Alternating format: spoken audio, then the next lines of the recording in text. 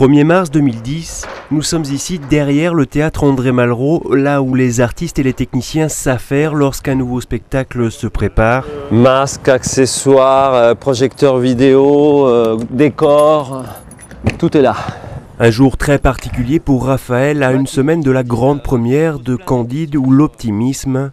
Metteur en scène au sein de la compagnie Zéphiro Théâtre installée à Rueil, il a eu l'idée voici 2 ans d'adapter cette œuvre de Voltaire rarement représentée sur les planches. Moi, ce qui me plaît, c'est de monter des propos avec du contenu, des propos sérieux, avec un traitement léger, avec de la légèreté, qu'on puisse rire, pleurer et en même temps prendre de la distance, mais avec du contenu. Il entre donc aujourd'hui en résidence pour une semaine compte à rebours vissée dans son bleu de chauffe. Car pour cette première journée, ce sont d'abord tous les aspects techniques et logistiques qu'il faut régler. Créer une ambiance lumière, installer les décors et prévoir tous les accessoires, rien n'est laissé au hasard. Si on se trompe maintenant, on peut perdre 4 heures de montage. Parce que dès qu'on installe le décor, toutes les lumières suivent. Et si après, une fois que tout est monté, on se rend compte que ça ne va pas, il faut tout remonter, tout redescendre, changer d'ordre les projets. Donc c'est important de prendre la bonne décision.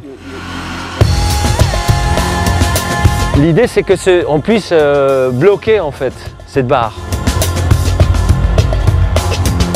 Tu vas les brider comment pour les empêcher de balancer comme ça? T'en veux une là, pile là, c'est ça?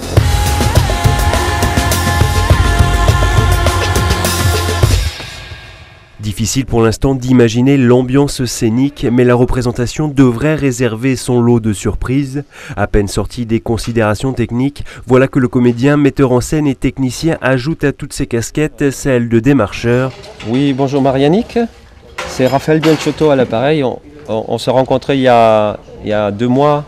Isolé face à la scène, Raphaël contacte différents programmateurs pour les inviter à la grande première du 8 mars prochain. Bon, elle dit qu'elle va venir, mais je doute fort. Je doute fort de la façon dont elle me l'a dit. Coproduit par le théâtre André Malraux, le spectacle a aussi été financé à hauteur de 10 000 € par sa compagnie. Il faut donc pérenniser la diffusion de la pièce et toucher de nombreux programmateurs pour assurer sa rentabilité. C'est tout l'enjeu de cette semaine de préparation, de calage et de finition. Demain, ce sera au tour des comédiens d'investir les lieux pour rentrer dans le vif du sujet.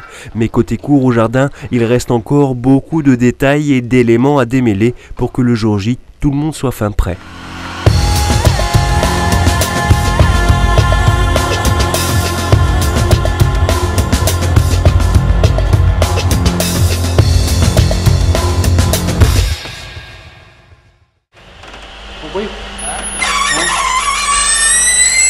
Deuxième jour de résidence pour la compagnie rueilloise Zéphiro Théâtre.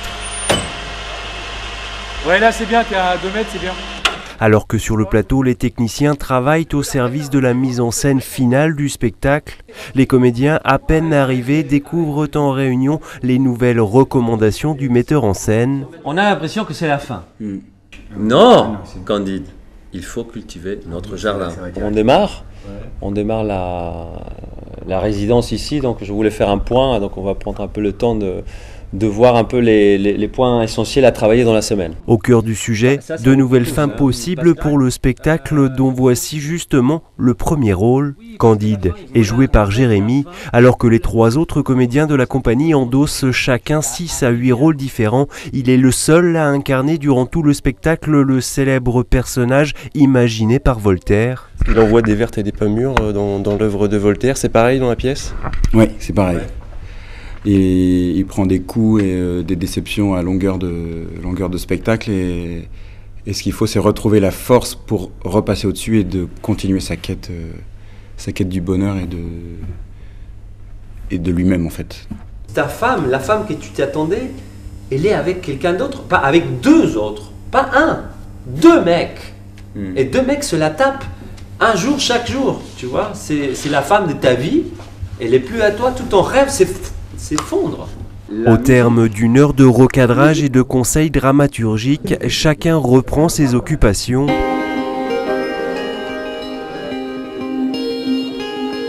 On vérifie le bon déroulement des opérations sur le plateau, on s'agite dans les couloirs, dans les loges, on enfile la tenue de scène.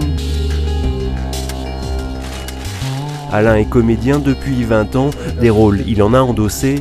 Dans cette adaptation, il en joue 4 en même temps, dont celui du philosophe Pangloss, et c'est précisément ce qui l'excite dans le métier. On n'en fait jamais le tour. Parce que le métier de comédien, il n'y a pas un kit, en fait, il y a des bases, c'est vrai qu'on apprend au fur et à mesure avec l'expérience de la scène, mais à chaque fois on apprend parce que c'est des façons d'aborder différentes, on travaille avec des gens différents, et chaque projet est un recommencement pour moi de théâtre. Il existe malgré tout quelques redondances dans le métier, les exercices d'échauffement incontournables avant d'investir la scène. Parce que c'est vrai que sur le plateau, il faut quand même toujours être ensemble. C'est quand même une chose importante, c'est savoir que font les autres et pour l'un l'autre. Donc ça nous connecte un peu aussi, en plus de l'échauffement physique dont on a besoin pour le chant. À peine assouplis viennent les exercices de vocalise, car c'est une des caractéristiques de cette création théâtrale qui fait la part belle au chant, à la musique et au bruitage. Quelques exemples sur la scène du Tam, toujours en effervescence. Voici que les accessoires et les instruments s'accumulent, et pas n'importe lesquels. Pour les bruits d'épée, sur un parpaing, ça sonne.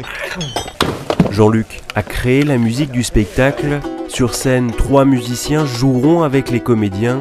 Ils seront partie prenante du spectacle car musique et bruitage seront omniprésents pour faire planer l'univers de Voltaire, aussi cruel ou farfelu soit-il. On casse le cou au baron. On est, bruitiste avant tout, c'est-à-dire que on fait le bruitage. L'intérêt, c'est, sinon pour avoir des samples, mais l'intérêt c'est qu'on voit le geste qui produit un son, même si c'est en décalage total avec l'action elle-même. Mais on essaye de rester. Il y a des galériens, on rame avec nos corps frottés, on est acteurs. Voilà. Bientôt, des comédiens masqués viendront s'approprier la scène et travailler ce qui a mis 2 ans à être préparé. Mais ça, c'est encore une autre histoire.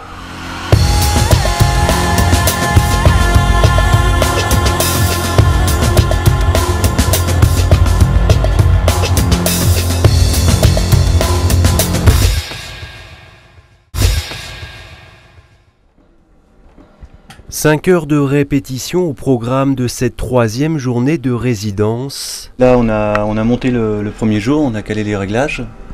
Hier, on a fait le focus, ça veut dire pointer les projecteurs sur la scène par rapport à leur emplacement. Et là, en ce moment, je suis en train de faire la conduite lumière. Ça veut dire mettre en mémoire les effets lumière du spectacle. Et ensuite, pendant le spectacle, j'ai juste à les envoyer les uns après les autres. Libérés des contraintes techniques, les comédiens s'approprient enfin l'espace scénique face à Christiana, coach vocal.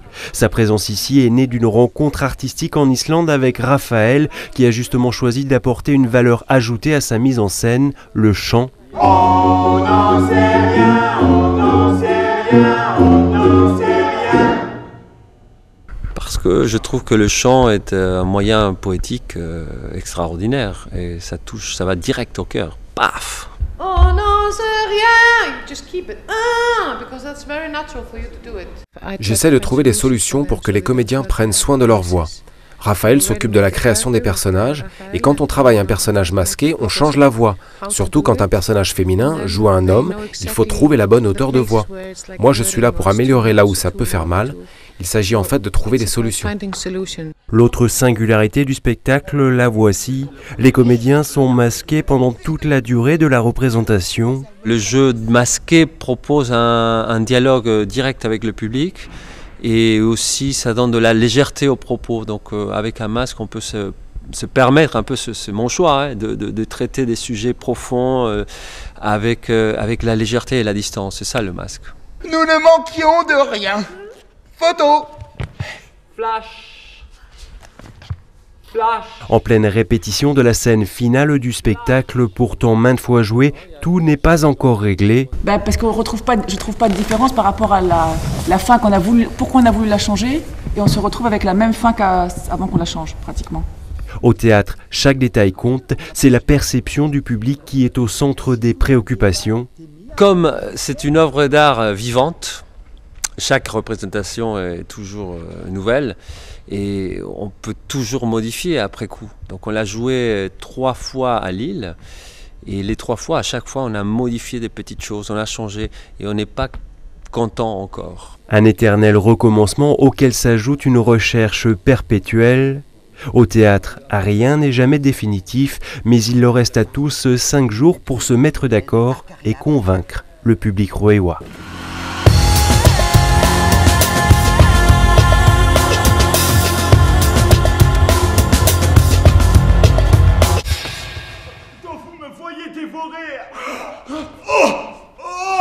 Je me meurs! Pangloss! 4e jour de résidence pour la compagnie Zéphiro Théâtre, ici dans le vif du sujet. Car maintenant débute le filage du spectacle, comprenez une répétition dans les conditions réelles d'une représentation, mais sans le public. L'objectif de ce filage, c'est que vous testez les lumières. Pour tous les acteurs de la pièce sur le plateau et dans les coulisses, une telle répétition est essentielle pour se rassurer mais surtout pour s'ajuster.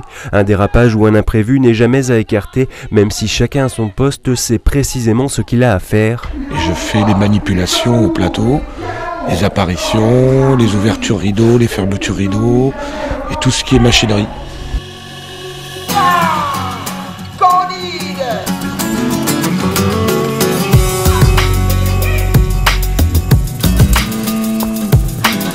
Il va te dire larguer les amarres tout simplement.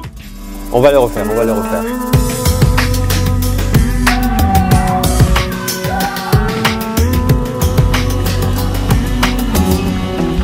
C'est très bien, Roby. On va regarder ça. Loin des machineries ou du langage lumière, Isabelle, dramaturge, s'intéresse elle à la logique du texte.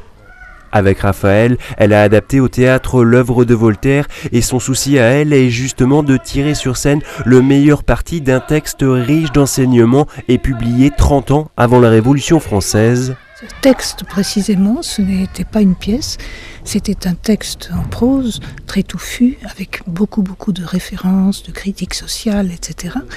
C'était scandaleux du temps de Voltaire, c'était interdit, c'est passé sous le manteau. Comme ça.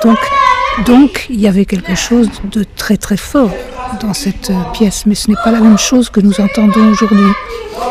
Donc il faut arriver à sentir pourquoi de siècle en siècle, pourtant cette pièce est restée pour nous. Hein, et qu'est-ce qu'il y a d'essentiel? C'est forcément porté par ce personnage de Candide. Et quoi encore? Est-ce que c'est la critique sociale? Est-ce que c'est les horreurs qu'on dénombre? Enfin, c'est un travail qui est, je ne sais pas si difficile parce qu'il est passionnant, mais c'est constamment un travail sur les choix à faire. Fraîche, appétissante, extrêmement belle.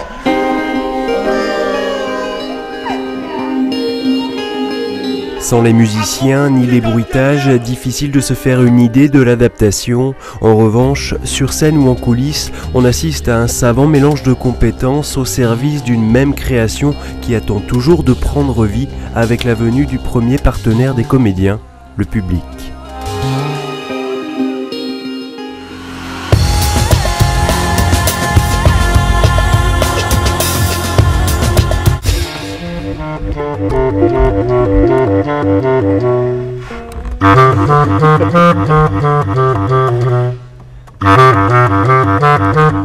Ambiance décontractée pour la compagnie Zéphiro qui entame son dernier jour de résidence au théâtre André Malraux.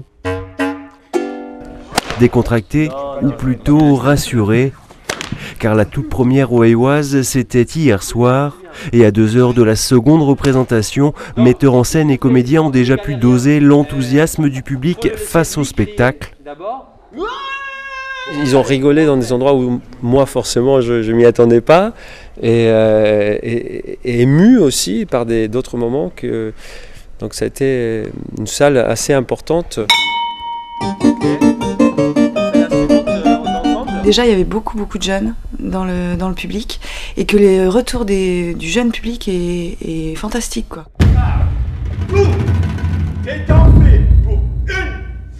Rassuré, mais pas relâché, Dans quelques minutes, 800 personnes vont prendre place dans la salle. La création de la compagnie, elles vont la découvrir pour la première fois. Mais avec un peu de recul, tout n'est pas au point pour le metteur en scène qui n'a d'autre préoccupation que de faire passer au mieux le propos de Voltaire. T'as rien compris, comment bien, mais t'es où toi? Et c'est pourquoi?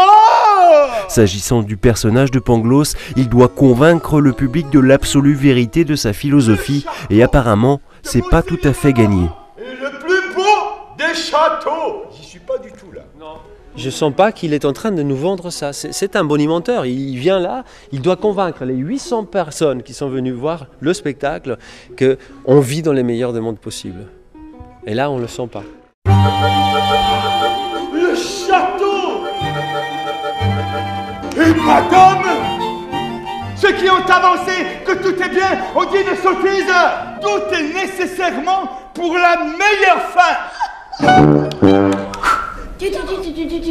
Au terme de 8 jours de résidence, on découvre toujours de nouveaux intervenants gravitant autour du spectacle.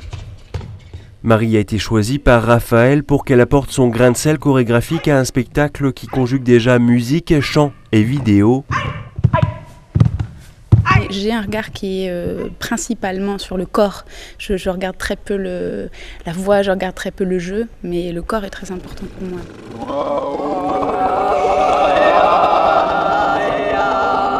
Au travail gestuel s'additionnent les surprenants exercices d'échauffement de voix nécessaires avant une telle représentation.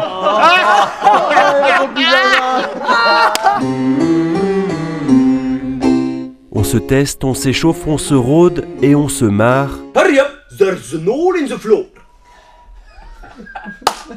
À quelques minutes du spectacle vient le rituel du maquillage. La loge des artistes est alors le théâtre de toutes les facéties. Peut-être une manière de dissiper l'angoisse à défaut de chasser le stress. Ça c'est sûr. Ça c'est sûr. Ça c'est sûr, oui. Il reste 10 minutes. À 10 minutes, ils vont commencer à jouer derrière.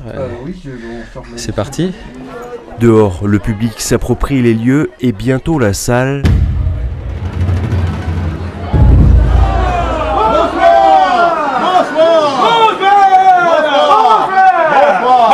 Emmené par des musiciens omniprésents dans la pièce, le spectacle va débuter devant une salle comble.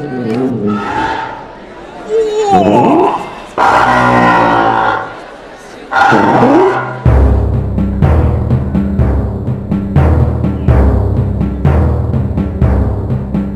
a un petit peu le chocotte quand même.